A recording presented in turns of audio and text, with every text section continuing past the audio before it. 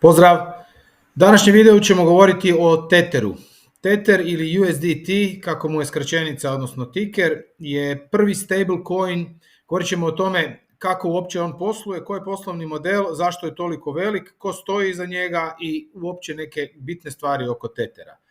Dakle, Tether je prvi stablecoin koji je nastao 2014. godine i to je dosta bitno promijenilo kripto, jer sad ste imali prvi puta mogućnost da svoje tokene sklonite, odnosno sačuvate od volatilnosti, da kupite taj Tether koji je uvijek vezan za cijenu $1. Dakle, jedan Tether jednako $1 i on kroz cijelu svoju povijest unazad već 10 godina nije imao nekih većih odstupanja i prilično to stabilno i dobro radi. Danas dominira tržištem, mislim da je preko 70% svih stablecoina su Tether. Kako Tether radi, odnosno ajmo vidjeti ko su vlasnici Tethera. Njegov glavni vlasnik, odnosno najveći vlasnik sa najvećim udjelom u vlasništvu firme je Giancarlo Devasini, to je ovaj tu lik. Cijela vlasnička struktura Tethera je prilično je zamršena i vi ovdje imate, znači ta hijerarhija kaže da je Ifinex koji je registriran na British Virgin Islands i u Hong Kongu, da je u 100% vlasništvu nekakvog Tether Holdingsa koji je opet registriran na British Virgin Islands, pa onda oni imaju Tether Limited koji onda izdaje USD token. A što se tiče udjela privatnika, odnosno nekakvih ljudi u vlasništvu, tu su sad taj Giancarlo i još neki ljudi sa nekakvim udjelima. Nije to posve jasno ko je sad iza toga. Tu pišu imena nekakvih ljudi i do sada se pokazao kao vrlo uspješan i u cijelom tom kripto prostoru koji je bio prilično na udaru regulacija u prošlih godina. Tether je čak uspio je preživjeti i čak je dominantan ne samo u Americi nego u cijelom svijetu, naročito u Aziji i u Rusiji i u velikim zemljama. Koliko je velik taj Tether, čisto da vidite da je on kao kompanija ostvario samo ove godine do sada profit od 10 milijardi dolara, a samo 200 zaposlenih. Dok recimo za usporedbu ovi veliki tehnološki divovi, na primjer neki Amazon ima 40 milijardi, ali ima 1.300.000 zaposlenih. Znači nesrazmjer koliko je ta kompanija učinkovita. Koji je njihov poslovni model i kako on uopće posluje? Tether izdaje USDT za svaki USDT koji on izdaje na blockchainu, on ima u svojem trezoru $1. Taj $1 može biti u gotovini, odnosno baš u dolarima, a može biti i u nekoj vrlo likvidnoj imovini, kao što su recimo američke obveznice. Sad, te američke obveznice, naravno kad država izda obveznice, ona da i neke kamate na njih. Tether dobiva kamate na te obveznice kao i svi drugi, a vama kad izda $1 za $1 pohranjen u tim obveznicama, vama ne izdaje te kamate, naravno. Vama samo izdaje uslugu izdavanja digitaliziranog dolara na blockchainu. I sad kad se to događa u jako velikim količinama, onda imate nesrazmjerni profit. Oni zapravo uzimaju novac od ljudi, za taj novac od ljudi dobivaju kamatu, a tu kamatu ne daju ljudima, nego ljudima daju 1 za 1 za dolar USDT. Očito je jako uspješan model, očito imaju i političku vezu i političke snage da su i dalje dominantni, unatoč tome što, evo ja se sjećam, pratim od neke 2016. 2017. uvijek svake godine se priča o tome da Tether nema transparentno pokazano i dokazano, a nikakve revizijske kuće reputabilne nisu napravile svoje audite da bi Tether nedvojbeno dokazao da ima taj novac u holdingu. Bez obzira na to, Tether je kroz nekakve krize i kroz situacije koje su stres testovi pokazao se izuzetno žilav i čini se da je cijelo vrijeme stvarno imao pokriće u tome svemu, a danas u novije vrijeme on sad ima i prave audite koji su verificirani od strane nekoga vjerodostojnog. Tu možete vidjeti USDT u odnosu na USDC, on drži 70% ili negdje piše 60-70% uopće volumena stablecoina danas na blockchainu i tu je dominantan u potpunosti. On živi na više blockchaina, znači Tether postoji i na Ethereumu, i na Binance Smart Chainu, i na Solani, i na Tronu, i kako je od početka taj USDT dominirao na Tronu i tamo ga je najviše bilo, pretpostavljam, zbog najvećeg volumena tradanja u Aziji. gdje taj Tron je malo ima veću adopciju nego tu kod nas na zapadu, uvjetno rečeno, iako te naknade na Tronu nisu male. Po par dolara i Tron ima nekakve zeznute stvari da ako šaljete na adresu koja još nije imala, onda je puno skuplje, komplicirano je to. Ovo su čartovi dominacije, sad da li je Ether, da li je Tron i sad tu kroz više metrika možete pratiti te omjere i kako se kroz vrijeme kreće ta dinamika.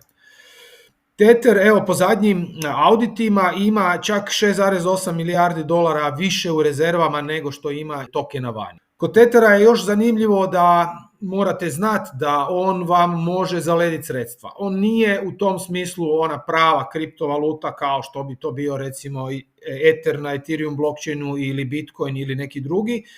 Kod Tethera ako se utvrdi da su ta sredstva ukradena ili ako se utvrdi da su ona, ilegalnog porijekla, mogu biti zapljenjena i mogu biti, on ima u svojoj skripti, u svojem kodu, ima jednu liniju koja kaže da se mogu sredstva zamrznuti, odnosno da se svako malo dogodi da nekome zamrznu sredstva ako se nedvojbeno pokaže da su ta sredstva, iz Sjeverne Koreje ili od nekakvog aktera koji nije baš dobar. Ono što je isto zanimljivo kod Tethera, Tether nije reguliran od strane Europske unije, odnosno Europska unija je rekla izdavatelji stablecoina i koji rade s tim na teritoriju Europske unije moraju tražiti licencu za rad. Tether po uvjetima koje su oni propisali nije ni pokušao dobiti tu licencu, nije ni tražio zato što su te licence dosta rigorozne.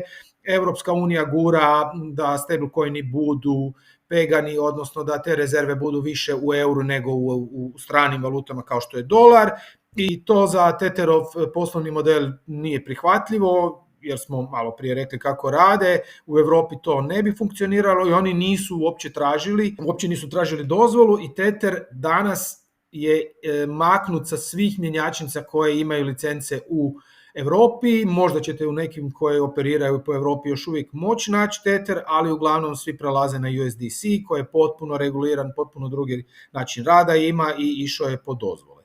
Otvori račun na Bitpandi i počni tradat.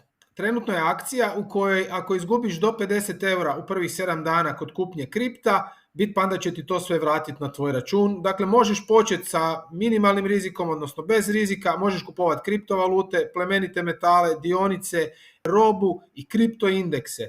Sve to na vodećoj europskoj investicijskoj platformi sa preko 7 milijuna korisnika.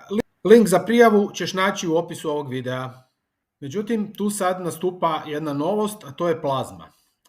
Tether je predstavio plazmu. Plazma je novi L1 blockchain koji je kompatibilan sa EVM sustavom, znači svi pametni ugovori i sve decentralizirane aplikacije koje su do sada postojale i postoje na EVM-u, odnosno na svim Ethereum i sličnim blockchainima, oni su kompatibilni s plazmom i još imaju i bridge prema Bitcoinu, tako da će zapravo omogućiti, oni gledaju otključati tu likvidnost ogromnu koja stoji na Bitcoinu, a ima potrebu imati stablecoine, imati aplikacije, imati interakciju sa tim cijelim DeFi sustavom.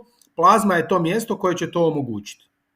Ono što je još zanimljivo je da sve transakcije na plazmi, jednostavne transakcije tipa pošaljem, primim, znači ove bazične, će biti besplatne.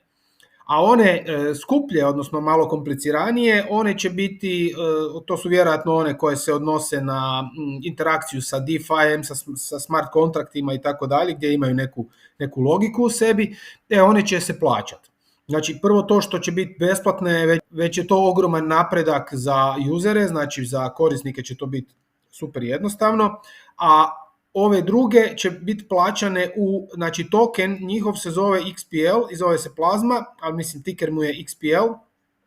Sve te druge transakcije će se plaćati s tim XPL tokenom. Evo imate ga tu na CoinGecku, već ima 500 milijuna market cap i nedavno je lansiran. I ne samo to, nego plazma će tražiti dozvolu za rad u Europi, znači tražit će Mika licencu za rad. Tako da ipak nije Tether u potpunosti zapostavio Europu, koliko god je to njemu ukupno gledano nije neko presudno tržište, ali on će kroz tu svoju plazmu, znači najavili su da će tražiti licencu od Mike i da će zapravo obratiti se ovom tržištu europskom i možemo očekivati da će on postati i dostupan u Europi za korisnike. Danas Tether nije u većini mjenjačnica koje imaju licencu u Europi, više nije dostupan, on je delistan i koristi se i puša se da se koristi USDC, ali evo ipak izgleda da će sa tom plazmom i njihovim traženjem licence da će se stvari promijeniti pa ćemo i dalje moći kroz taj chain koristiti i USDT. Tether će sigurno na plazmi predstaviti još puno toga, vidimo da tu ima i neki account abstraction, znači najnovije tehnologije koje će sigurno biti user friendly i na plazmi će se sigurno događati zanimljive stvari.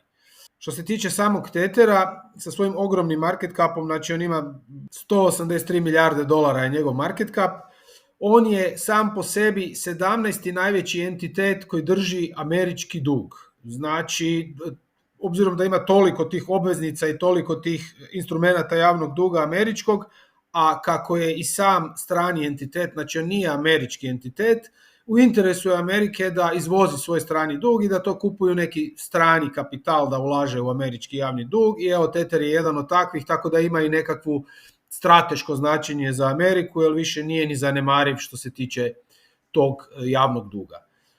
Pokušao sam vam ukratko objasniti neke najvažnije stvari o Tetheru, šta je važno znati, koje su novosti i ako vam je ovaj video bio zanimljiv, molim vas da lajkate, šerajte, komentirajte i vidimo se u nekom novom videu. Pozdrav!